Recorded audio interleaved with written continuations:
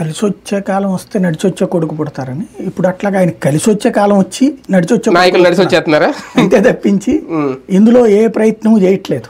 Planning ఏం లేదు, పక్కా ప్రణాళిక వేసారా కమిటీలు? అది కమిటీలు వేయలేదులేండి. మరి సీనియర్లను ఆకట్టుకోవడంలో, ఆకర్షించడంలో వాళ్ళకి గత్యంతరం లేక వస్తున్నారు. ఈయనకు కూడా వాళ్ళకి గత్యంతరం లేక వస్తున్నారు కాబట్టి అని ఇదివరకు అయితే వదిలేసేవాడు, ఇప్పుడు రానియండి అంటున్నారు. ఏంటి అంటే తెలుగుదేశంతో ఉన్నటువంటి కొయిలేషన్లో భాగంగానే ఆయన ఆ గేమ్లో పార్ట్గా నడుస్తుంది. తెలుగుదేశం పార్టీకి కార్పొరేటర్లు, కౌన్సిలర్లు వాళ్ళందరూ అటుపోతున్నారు. అక్కడక్కడ కాపు సామాజిక వర్గం వాళ్ళు లేదా స్థానికంగా తెలుగుదేశం పార్టీకి అవసరం లేనటువంటి వాళ్ళు, వైసీపీ ప్రజాప్రతినిధులు, కౌన్సిలర్లు, సర్పంచులు ఇట్లాంటి వాళ్ళు జనసేన వైపు వస్తున్నారు.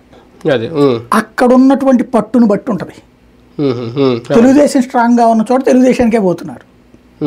తెలుగుదేశం కొంచెం తక్కువ స్ట్రాంగ్గా ఉన్నటువంటి చోట్లన అంటే లేదా హెవీ స్ట్రాంగ్ ఉన్న చోట, హెవీ స్ట్రాంగ్గా ఉన్న చోటేమో అవకాశం లేదు కాబట్టి, అలాగని వైసీపీలో ఉంటే ఇక్కడ వీళ్ళు హింసిస్తారు కాబట్టి జనసేనలోకి వెళ్ళి కాపాడుకోవడం స్కిన్ సేవింగ్ మెకానిజం. ఇవాళ బాలినేని వెళ్తున్నా, సామినేని ఉదయభాని వెళ్తున్నా.